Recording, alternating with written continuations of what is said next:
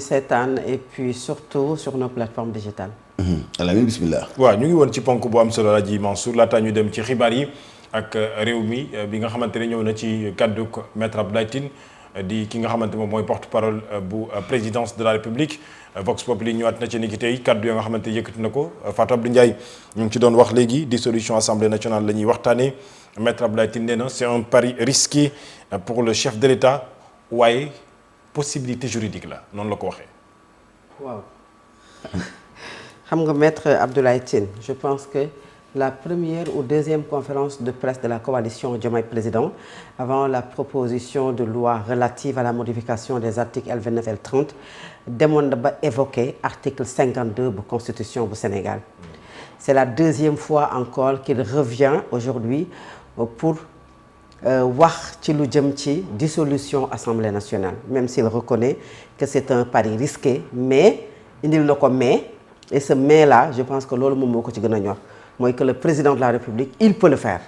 soo comprendre parce que y a une possibilité juridique soo dégloo nu mu waxee. C'est un juriste qui a été quand même dans beaucoup de combats dans ce pays pour les libertés les droits humains pour la démocratie et je pense que loolu daf cee bokk bànqaas yi. Il est très bien placé pour savoir qu'il n'y a pas de crise institutionnelle où on parle de dissolution de l'Assemblée nationale wala où on évoque article 52 bu constitution bu Sénégal nga xam ne dafay jox le président de la République plein de pouvoir yoo xamante ne tey mën na def parce que li tax ma ne amul crise institutionnelle ak loo ci mënti wax de plus en plus ngay dégg Ousmane Sonko même s'il semble parfois souffler le maanaam raayal parfois par-ci xaw a dëgëral par là muy politique bi nga xam ne daf koy def mais y a quand même accalmie am na dal li ñu nemmee ko mooy pencum ndaw réew bu Sénégal ñi ngi def li nga xam ne moom mooy ay seen réunion il y a aujourd'hui la commission des lois qui se réunit donc à chaque fois que la question revient ci ndax duñu yegg ci crise institutionnelle moom dafay balayer loolu d'un revers de main pour dire que y a pas de crise institutionnelle nit li muy wax moom nga mën a gëm muy du côté de la majorité parlementaire je pense que le président de la République li ma ne mën na appuyé wu ci majorité parlementaire pour moom lu mu bëgg a def mais autant également l'Assemblée nationale peut jouer son rôle pleinement parce que loolu moom mooy rôle pencum ndaw réew bu Sénégal on parle de la séparation des pouvoirs donc bu ñu dugal Sénégal ci dañu yegg ci crise institutionnelle tey mën nañu tas Assemblée nationale parce que boo tasee Assemblée nationale maanaam yow li nga ci def noonu ngay jëlee le décret bi organiser waat yeneen élection yi ngay organiser waat ñan nga ciy àndal muy Bassirou Diomaye Faye est-ce que actuellement Bassirou Diomaye Faye bu demee élection législative parce que le décret bi koy dissoudre mooy décret bi nga xamante ne moom moo koy wax ban date bi ñu koy amal fii ak ban période la ñu koy amal est-ce que avec sa coalition certainement parce que aujourd'hui la coalition Diomaye Président c'est lui il peut plus compter sur Pastef est-ce que mën na amaat majorité à l'Assemblée nationale pour man ni configuration bi mel su demaatoon bu tasee Assemblée nationale demaat élection parce que bu jàppee ne tas Assemblée nationale parce que il ne peut pas compter sur la majorité de Pastef moom moo tax mu di ko tas su demaatee élection également jàpp ma ne dina am majorité moom Bassirou Diomaye Faye jàpp ma ne la coalition Diomaye Président dina am li nga xamante ne aujourd'hui moom mooy majorité à l'Assemblée nationale dañuy demaat élection bu dee Ousmane Sonko dafa jiite liste coalition politique lay jiite wala partem lay jiite amaana ci li jotagum xew nii mu am majorité à l'Assemblée nationale te mënuñu à chaque fois également di tas li nga xam ne mooy pencum ndaw réew bu Sénégal parce que tout simplement la majorité n'était pas favorable il y a pas de crise institutionnelle bu war a yóbbu élection fu ñu naan dañuy tas wala dañuy suuxal pencum ndaw réew bu Sénégal amu fi parce que aujourd'hui le député il a des pouvoirs yoo xamante ne maanaam ay prérogatives bu président de la République xam nga lan moo ko ci considéré wul muy la République muy li nga xamante ne mooy le mandat la durée du mandat entre autres yoo xamante ne tey aujourd'hui moom mënu cee intervenir mais lu ci bari ci loo xamante ne war na ci mën a intervenir et pour cela il doit y avoir une coordination il doit y avoir une collaboration saine nit mën ngeen bañ a bokk gis-gis Al-Amine maa ngi wax sànq la durée du mandat le mode d'élection le mode de renouvellement ak li nga xamante ne moom mooy la forme république pour wane ne Sénégal n'est pas un royaume 4 yi moom mooy loo xamante ne tey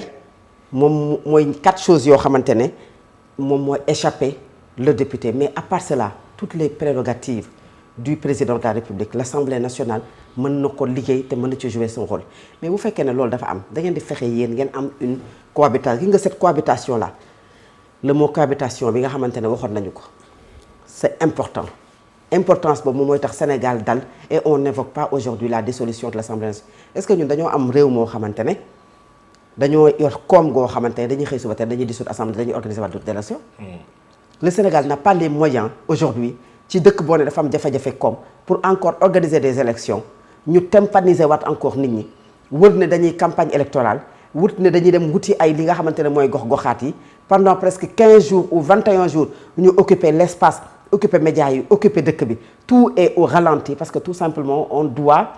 quand même élire des députés parce que députés yi ñu éliroon 5 ans ils ne sont pas favorables au président de la République dans la constitution du Sénégal on a écrit nullement que le président de la République dafa war a am la majorité wala la majorité dafa war a toogal président de la République une majorité nag elle sert à quelque chose un président war na am sañ-sañ def des projets de loi et bu indee xiiroo ak ŋaayoo digganteem ak ki nga xamante ne moom mooy la majorité mën na tax ba moom les 5 ans de son régime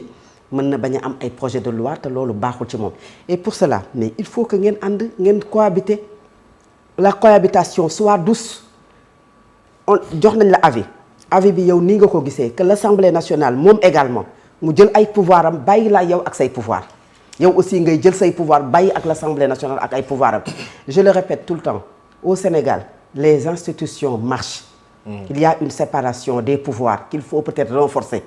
mooy ku ci nekk li mu moom nga jox ko ku ci nekk doxal li nga xamante ne moom la moom muy le pouvoir exécutif bi nga xam ne moom nga yor le pouvoir législatif et le pouvoir judiciaire léegi nag souvent am na yoo xam ne soo ko déggee ci yenn nit yi moo tax quand on porte la parole du président de la République am na ci loo xam ne soo koy wax ñaar moo ci am soit parce que leer na la c'est un ballon de sonde booy joxe pour que nit ñi commencer préparer seen xel que ne fii la ñu jëm. mbaa ñu sant la ko. wala waaw ñu sant la ko dañ la koy sant nga dem defi ballon de sonde ñaar moom moo ci am et souvent ñu naan naar bu ndaw bi lu mu wax ci xayma bi la ko déggee c'est une expression wolof bi ñuy wax mooy wane ne looy génnee ce n'est pas fortuit et gratuit c'est bien calculé moment bi mu ko wax moment bi ñuy waxi révision constitutionnelle la il a choisi benn chaîne ñu dem interviewer ko mu ñëw ci point boobu et ça fait la une des quotidiens même loolu ce n'est pas du tout gratuit léegi nag loolu fan lay jëmee Sénégal amul intérêt pour le Sénégal ils ont été élus pour faire un mandat de 5 ans maintenant nag le président aussi lu ñu ko mën a wax dafa am loo xam ne moo ko moom muy moom ci ay prérogatives am la constitution may na ko bu 2 ans yi matee mu tas assemblée nationale. assemblée nationale également dafa am ay prérogatives am tey dañ ne dañuy dem li nga xam ne moom mooy vacances assemblée nationale bu leen neexee kon ne des sessions extraordinaires chaque 15 jours ñu def pour tout simplement ne pas aller en vacances et faire voter des lois tout en sachant que soo moytuwul suñu ñëwaatee décembre dañuy yegg fu ñu naan tasay nañ assemblée nationale loolu yëpp ay pexe de part et d'autre la yoo xamante ne Sénégal talut loolu amuñu les moyens pour di duggaat ci ay élections ils peuvent des deux côtés fexe ba réew mi am dal fexe ba li ñuy voter ñu voter ko et que ça ne soit pas pour l'intérêt d'une seule personne mais pour le Sénégal et rien que pour le Sénégal. et jamono jooju ñu ngi xaar li jur yu bëri ci assemblée nationale xoolaat loi d'orientation budgétaire bi ak yeneen ci ay ponk yoo xamante ne war nañu ko def ca pencu ndaw réew mi en tout cas ce qui est sûr et certain Alaaji Mansour pour dellu soit ci ponk boobu ak génn bi nga xamante ne Maître Abdoulaye Tine def na ko nee na lépp ay option la yoo xam ne démocratie bu réew bu Sénégal permettre na ko mais la question mooy de plus en plus ñu ngi avancer ñu dissoudre assemblée nationale bu ñu ci yeggee en tout cas au mois de décembre muy 2 ans yi mais est-ce que Alaaji Mansour war nañu mën a yegg ci li nga xam ne moom mooy dissoudre assemblée nationale puisque c'est le Sénégal qui va quand même en perdre. man waxuma sax wax ji waxu Maître Abdoulaye Tine bi ni mu ma jaaxale